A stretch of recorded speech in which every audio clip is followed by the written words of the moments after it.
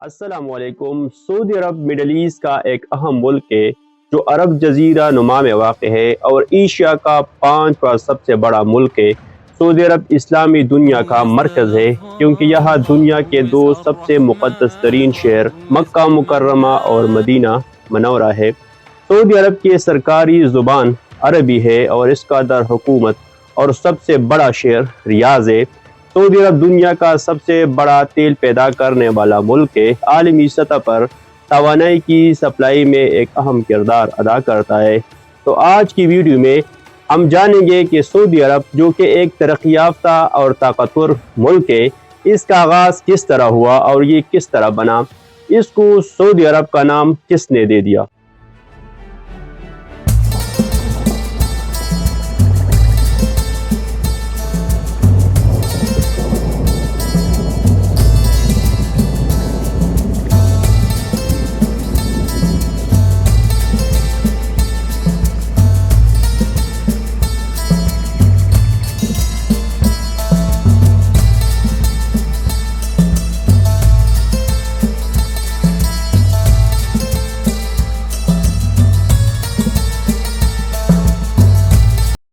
دوستو، اپنی کہانی کی شروعات کرتے ہیں، لیکن سب سے پہلے سعودی عرب کی جغرافیکل پوزیشن کو سمجھنا ہے۔ سعودی عرب کی سرحد مغرب میں بحیر احمر یعنی ریڈ سی سے ملتی ہے۔ ریڈ سی ایک بڑا سمندر ہے جو کہ مڈل ایسٹ اور شمالی افریقہ کے درمیان میں واقع ہے۔ ریڈ سی کے ذریعے سعودی عرب مصر، سوڈان، ایریٹریا، اردن اور یمن سے ملا ہوا ہے۔ یہ سمندر دنیا کی سب سے اہم بحری راستوں میں سے ایک ہے اور عالمی تجارت کے لیے بہت اہم ہے۔ اس پر مصر میں سوئس کینال بھی واقع ہے۔ سوئس کینال پر دنیا کی تقریباً 20% تجارت ہوتی ہے۔ سعودی عرب کے شمال میں اردن، عراق اور کویت ہے۔ مشرق میں خلیج فارس یعنی پرشین گلف ہے۔ قطر اور UAE ہے۔ سعودی عرب اور ایران کے درمیان خلیج فارس یعنی پرشین گلف واقع ہے۔ یہ سمندر دونوں ممالک کو جدا کرتا ہے اور عالمی تجارتی راستوں میں اہمیت رکھتا ہے۔ یہاں تیل کے بہت سے ذخائر بھی موجود ہیں۔ خلیج فارس کے ارد گرد کئی ممالک ہیں جن میں ایران، عراق، کویت، سعودی عرب، بحرین، قطر، UAE اور عمان شامل ہے۔ بحرین مشرقی ساحل سے دور ایک جزیرہ نما ملک ہے جو سعودی عرب کے ساتھ ایک پل کے ذریعے منسلک ہے۔ سعودی عرب کے جنوب مشرق میں عمان ہے اور اس طرح جنوب میں یمن ہے۔ شمال مغرب میں خلیج عقبہ گلف آف عقابہ سعودی عرب کو مصر اور اسرائیل سے الگ کرتا ہے۔ سعودی عرب واحد ملک ہے جس کا بحیرہ احمر یعنی ریڈ سی اور خلیج فارس گلف آف پرشیا دونوں کے ساتھ کنیکٹ ہے۔ اس وجہ سے اس کی اہمیت بھی بہت زیادہ ہے۔ موجودہ سعودی عرب پہلے 4 الگ الگ تاریخی علاقوں پر مشتمل تھا: حجاز، نجد، الاحسا اور عسیر۔ حجاز ایک تاریخی خطہ تھا جو عرب کے مغربی سمت میں واقع ہے۔ اس میں جدہ سے لے کر مکہ، مدینہ اور جیسے اہم شہر شامل ہے۔ نجد میں عرب جزیرہ نما کے وسطی علاقے شامل ہے۔ نجد یمامہ سے لے کر مدینہ منورہ تک کا علاقہ شامل ہے۔ نجد میں آج کل جو ریاض اور دریا شہر ہے یہ شامل ہے۔ الاحسا میں جزیرہ نما عرب کے مشرقی کنارے پر خلیج فارس کے ساتھ علاقے شامل ہے۔ عسیر میں جنوب مغربی علاقے شامل ہے۔ اس زمانے میں نجد میں چھوٹی چھوٹی ریاستیں تھے اور ہر ریاست کا الگ حکمران تھا جس کو سلطنت عثمانیہ نے خود مختاری دی ہوئی تھی۔ 16 صدی سے لے کر پہلے جنگ عظیم تک حجاز اور پورے عرب کا علاقہ عثمانی سلطنت کا حصہ رہا اور حجاز پر سلطنت عثمانیہ کی براہ راست حکومت تھی۔ سعودی عرب کے بانی تو شاہ عبدالعزیز ہے، مگر یہ سلطنت 1725 میں آل سعود کی سربراہ امیر سعود بن محمد کی وفات سے شروع ہوئی۔ امیر سعود بن محمد کے 4 بیٹے تھے۔ امیر سعود بن محمد کے سب سے بڑے بیٹے کا نام محمد بن سعود تھا۔ محمد بن سعود اور شیخ محمد بن عبد الوہاب کے درمیان 1745 میں ایک ملاقات ہوئی جس میں دونوں نے عہد کیا کہ اگر کسی وقت محمد بن سعود نجد و حجاز میں اپنی حکومت قائم کرنے میں کامیاب ہوئی تو وہ شیخ محمد بن عبد الوہاب کے عقائد کو رائج کریں گے، اس اتحاد نے دونوں کی نظریاتی اور سیاسی طاقت کو مستحکم کیا۔ شیخ محمد بن عبد الوہاب 1703 میں نجد کے علاقے عراقی میں پیدا ہوئے۔ ان کے والد ایک عالم تھے اور محمد بن عبد الوہاب نے اپنی ابتدائی تعلیم اپنے والد سے حاصل کی۔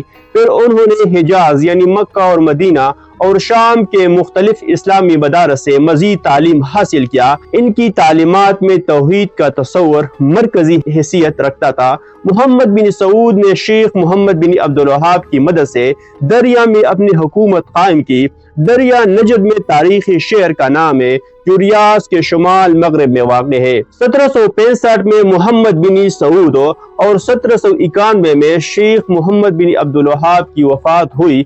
اس وقت تک جزیرہ نما عرب کے زیادہ تر علاقوں پر آل سعود کی حکمرانی قائم ہو چکی تھی۔ محمد بن سعود کے بعد امام عبدالعزیز علاقے کے حکمران بنے، مگر 1803 میں ان کو قتل کر دیا گیا۔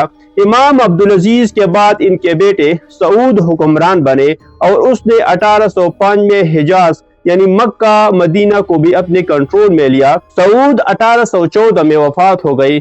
سعود کے بیٹے عبداللہ حکمران بنے۔ عبداللہ ایک بڑے عالم دین تھے۔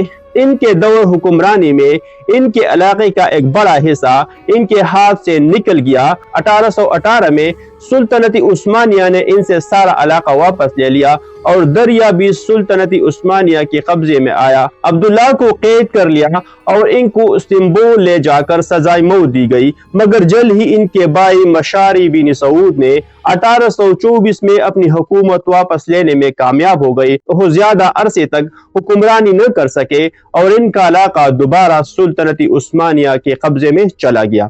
ان کے بعد ان کا بھتیجا ترکی بن عبداللہ 1824 میں ریاض پر قبضہ کرنے میں کامیاب ہوا، جس پر اس نے 1835 تک حکومت کی۔ لیکن اسی دوران ایک نئی طاقت الرشید سامنے آئی۔ الرشید کا تعلق حائل کے علاقے سے تھا۔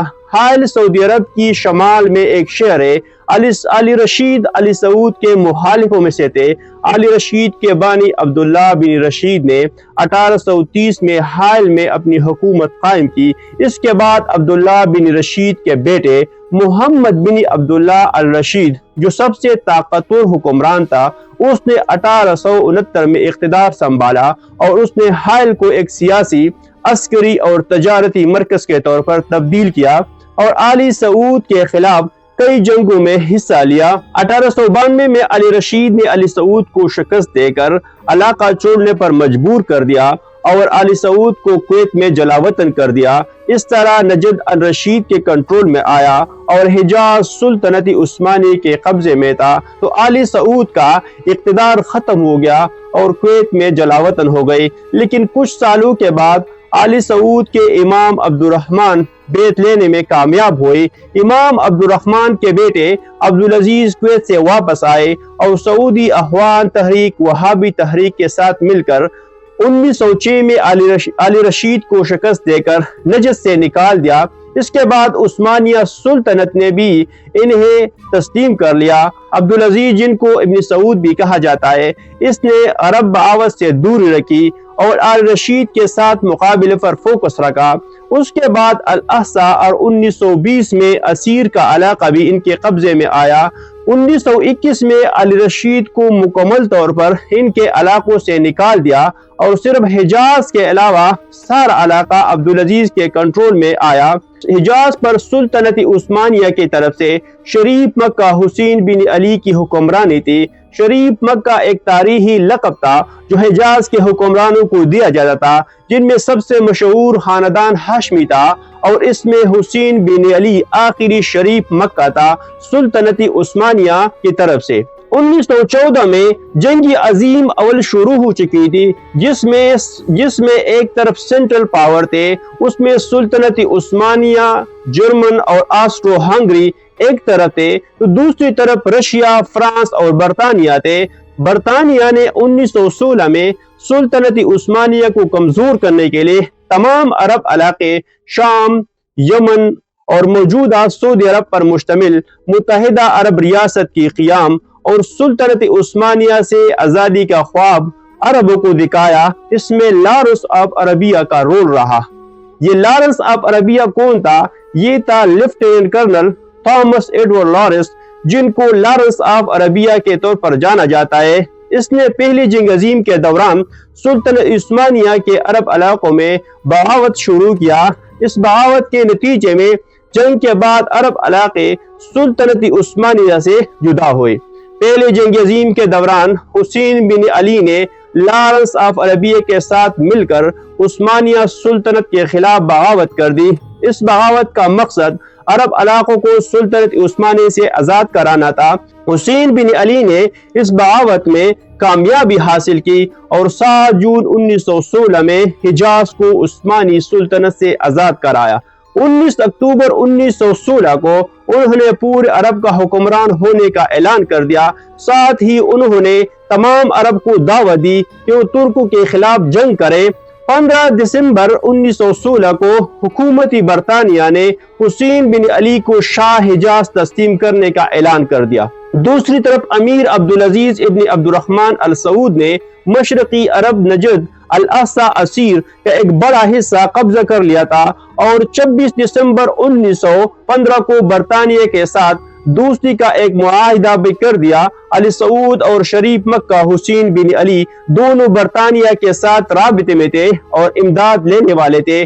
علی سعود اور حسین بن علی دونوں اس کوشش میں تھے کہ پورے عرب علاقوں کے حکمران بن جائے۔ حسین بن علی اور برطانیہ کے درمیان تعلقات اس وقت خراب ہوئے جب حسین بن علی کو معلوم ہوا کہ برطانوی حکومت نے 16 مئی 1916 میں سائکس پیکو خفیہ معاہدہ کیا ہے، جس میں عرب علاقوں کو برطانیہ اور فرانس کے درمیان تقسیم کرنے کی بات کی گئی تھی، جس میں دونوں ممالک نے جنگ عظیم اول اور سلطنت عثمانیہ کے خاتمے کے بعد مڈل ایسٹ یعنی مشرقی وسطی کو تقسیم کا معاہدہ کیا۔ اس معاہدے میں اردن، عراق اور حیفا کے گرد علاقے برطانیہ کو دیے گئی، فرانس کو جنوب مشرق ترکی، شمالی عراق، شام اور لبنان کے علاقے دی گئی۔ بعد میں اس معاہدے میں اٹلی اور رشیا کو بھی شامل کر لیا۔ رشیا کو ارمینیا اور کردستان کے علاقے دی گئی، جبکہ اٹلی کو جزائر ایجنز اور جنوب مغربی اناطولیہ میں ازمیر کے ارد گرد کے علاقے دی گئی۔ یہ سارے علاقے سلطنت عثمانیہ میں شامل تھے۔ شریف حسین کے ساتھ برطانوی حکومت کے تعلقات خراب ہونے کے بعد امیر عبدالعزیز نے حسین بن علی کے خلاف جنگ شروع کی اور برطانیہ نے اس جنگ میں شریف حسین کی مدد نہیں کی۔ لوگوں نے امیر عبدالعزیز کا ساتھ دیا اور شریف مکہ حسین بن علی نے حکومت چھوڑ دی اور اپنے بیٹے علی کو شاہ حجاز بنایا۔ 13 اکتوبر 1924 کو امیر عبدالعزیز نے مکہ مکرمہ پر قبضہ کر لیا۔ 19 نومبر 1925 کو شریف مکہ علی نے حکومت چھوڑ دی۔ جدہ اور مدینہ پر بھی امیر عبدالعزیز نے قبضہ کر لیا۔